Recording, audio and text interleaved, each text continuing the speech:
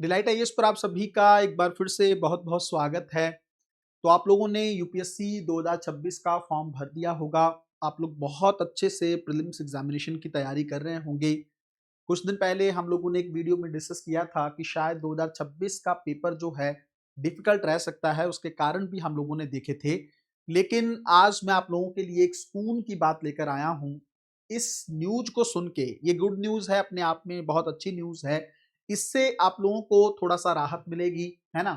और आप लोगों का जो 1-2 नंबर से कट ऑफ में आप लोग बाहर हो जाते हो। कई बच्चे होते हैं ना कि कई सालों से मेहनत कर रहे हैं, 1-2 मार्क्स से बाहर छूट जा रहे हैं। यूपीएससी की कमियां भी रहती हैं, कुछ आपकी कमियां हैं। उन चीजों को अब इस बार जो है आप लोग नहीं देख पाओगे। कौन सी न्यूज है उसको अच्छे से समझने की कोशिश करेंगे। एक चीज मुझे आप लोगों को बोलनी थी कि डिलाइट आईएएस आप लोगों को पता है कि आपके हर छोटे से छोटे इशू को उठाने की कोशिश करता है ना? जितना जितना मेरे पास समय होता है, सारा सारा दिन क्लास करने के बावजूद भी मैं कोशिश करता हूं कि आप लोगों को चीजें पता चलती रहें, कोई भी बच्चा कहीं भी परेशान ना हो। बहुत सारे स्टूडेंट ने यूपीएससी के हेल्प डेस्क का इस्तेमाल करके, जो मैंने वीडियोस में बताया, उससे यूपीएससी से बात की और अपने इश्यूज को सॉर्ट आउट कर लिया। बहुत सारे मैसेजेस उन लोगों के आए हैं। बहुत दिल को सुकून है उनको भी और मुझे भी कि कम से कम ये मंच आप लोगों के काम आ पा रहा है। तो ऐसी सिचुएशन में थोड़ा-सा आप लोगों से एक्सपेक्टेशन इस बात को लेकर बनती है। टीम की तरफ से मुझे बार-बार बोला जाता है कि आप वीडियो को लाइक, शेयर करने के लिए बोलिए। तो आपको थोड़ा-सा इसमें आपका बहुत ज़्यादा एफर्ट थोड़ी ना जाएगा। वीडियो को आप लाइक कर सकते हैं, शेयर कर सकते हैं और डिलाइट आईएएस के टेलीग्राम चैनल पर अपना प्यार दिखा सकते हैं। है ना? वहाँ पर जुड़िए, आपको अपडेट्स मिलेंगी, फ्री बुकलेट्स मिलेंगी, बहुत सारी चीज़ें हैं जो वहाँ पर आप लोगों को शेयर की जाती। तो इतना नहीं है, थोड़ा इतना सेल्फिश भी नहीं बनना है कि वीडियो देखना है, उसका लुत्फ़ उठाना है ना? फ़ायदा लेना है और आगे बढ़ जाना है। ये मत करिए, थोड़ा-सा नैतिकता को भी ध्यान में रखते हुए वीडियो को थोड़ा लाइक, शेयर वगैरह, कमेंट वगैरह आप लोग कर सकते हैं। अगर आप लोगों को प्रीलिम्स 2026 के लिए करंट अफेयर को बहुत अच्छे से तैयार करना है, तो आप डिलाइट आईएएस के करंट अफेयर बैच को ज्वाइन कर सकते हैं। 36 महीने करंट अफेयर का ये बैच है ना? कुछ भी करने की जरूरत नहीं पड़ेगी आपको करंट अफेयर में। अगर किसी बच्चे को डाउट हो कि क्लास कैसे होती है, तो लाइव सेक्शन में जाएंगे तो वहां पर करंट अफेयर की पहली क्लास का डेमो वो पब्लिक किया हुआ है, आप उसको देख सकते हैं। बहुत बेहतरीन क्लास है। सब्जेक्ट वाइज करंट अफेयर मैं इसके अंदर करवा रहा हूँ। टाइम मत वेस्ट करिए, जल्द से जल्द अपने आप को इस बैच में आप लोग इनरोल कर सकते हैं। अगर आप लोगों का ये 2026 को लेकर अगर आपको लग रहा है कि कॉन्फिडेंस नहीं आ रहा है, तो आप डिलाइट आईएएस के अंतिम प्रहार बैच को भी ज्वाइन कर सकते हैं। इस बैच के बाद आप लोगों को प्रीलिम्स एग्जामिनेशन में किसी तरह की कोई प्रॉब्लम नहीं होगी। अब हम लोग बात करते हैं कि कौन से गुड न्यूज की बात मैं आप लोगों से कर रहा था। देखो, इस बार यूपीएससी, आपको पता है कि यूपीएससी आंसर की जारी करने वाला है ना?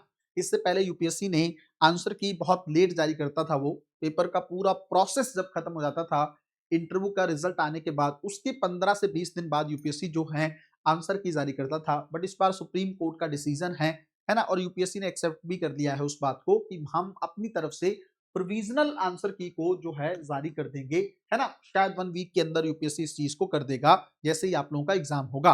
आप कहेंगे सर ये तो न्यूज हम लोग पहले भी सुन चुके हैं, इसमें नया क्या है?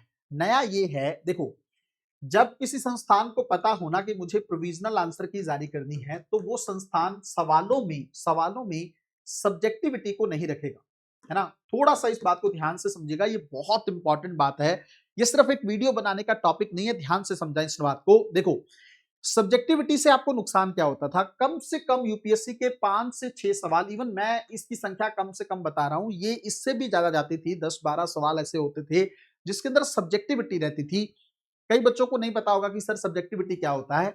इसका मतलब होता है कि किसी स्टेटमेंट के कई अर्थ निकल सकते हैं, है ना? आप उसको इस डायरेक्शन में भी ले सकते हैं, आप दूसरे डायरेक्शन में भी ले सकते हैं, इवन उसका तीसरा आयाम भी हो सकता है। तो ऐसी सिचुएशन में आपको एग्जामिनेशन हॉल में ये नहीं समझ में आता था कि इसको हम किस डायमेंशन से मानकर या कैसे मानकर इसको एक्सेप्ट करें। ये यूपीएससी जानबूझ के कुछ सवालों में कर देता था ताकि आप लोग ट्रैप हो जाएं, फंस जाएं और आंसर उसके आंसर को लेकर पूरा डिबेट चलता रहता था, है ना? आपको पता ही है, कैसे कोचिंग वाले, डिफरेंट डिफरेंट कोचिंग वाले उस आंसर को अलग तरीके से रिप्रेजेंट करते थे, स्टेटमेंट को अलग तरीके से लिया जाता था। तो बच्चे को पता ही नहीं चलता था कि इसका सही आंसर क्या है ना? और आप परेशान रहते थे। वही बच्चे तो बार बार मैसेज करते हैं कि सर कट ऑफ कितना जाएगा, क्योंकि उनको उन आंसर्स का नहीं पता है।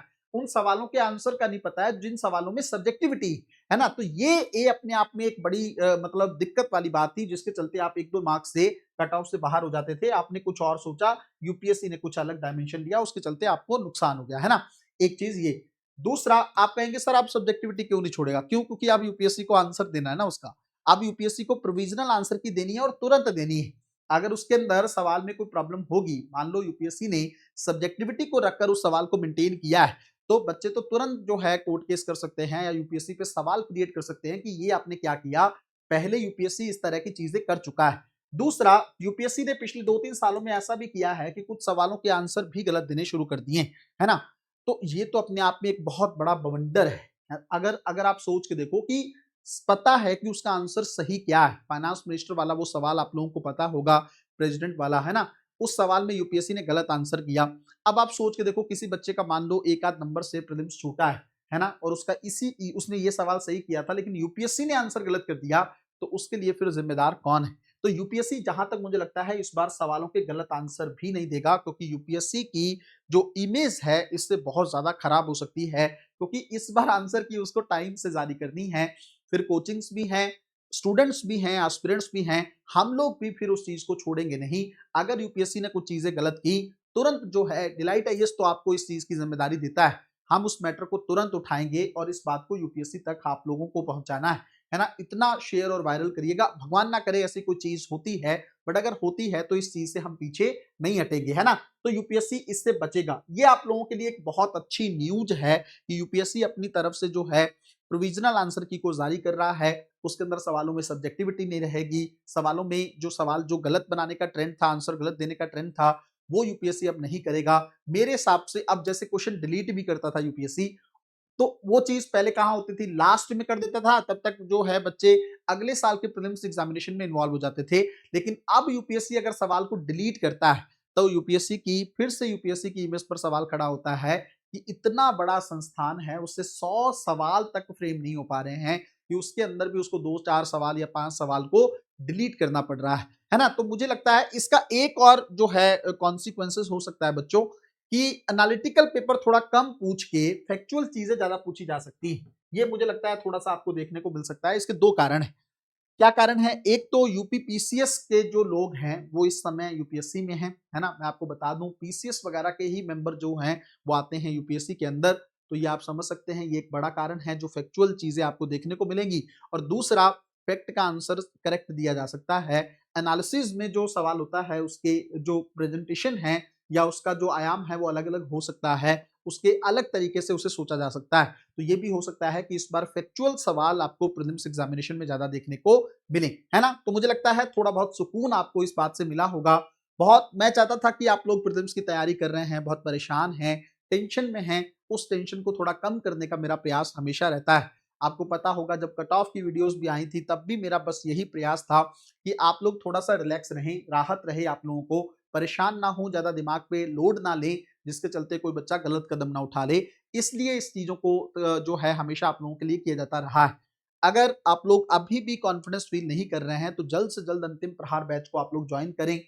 सब कुछ है उसके अंदर, स्टैटिक भी है, रिवीजन भी है ना, टेस्टिंग का मॉड्यूल भी है, सब कुछ उसके अंदर तैयार करवा दिया जाएगा। और नैतिक तौर पर भी आपको एक बेहतरीन इंसान उस बैच से मैं आपको बना देता हूं, है ना। तो आप जल्द से जल्द उस बैच को ज्वाइन कर सकते हैं। अगर आपको लगता है कि सर मुझे एक पैसा भी नहीं जो है लगाना है तैयारी को लेकर, वैसे तो एजुकेशन में जितना इन्वेस्ट करो उतना कम है, हम लोग शॉपिंग्स पे हजारों लाखों खर्च कर देते हैं, बट तैयारी पे हम लोग कुछ भी खर्च नहीं करना चाहते हैं। खैर चलो, कोई दिक्कत नहीं है। अगर आपको ऐसा है तो आप डिलाइट आईएएस के टेलीग्राम चैनल पे जाओ, वहां पर फ्री बुकलेट मैंने 2026 के प्रीलिम्स के लिए दे रखी है। उस बुकलेट को पढ़ो, 30 पेज की बुकलेट है, लेकिन आपको ये पता लग जाएगा कि प्रीलिम्स एग्जामिनेशन को कैसे डील करना है ना। बहुत हेल्प मिलेगी उस बुकलेट से। इंग्लिश और हिंदी दोनों में फ्री ऑफ कॉस्ट आपके लिए अवेलेबल है। तुरंत टेलीग्राम चैनल पर जाकर उसको ज्वाइन कर सकते हो।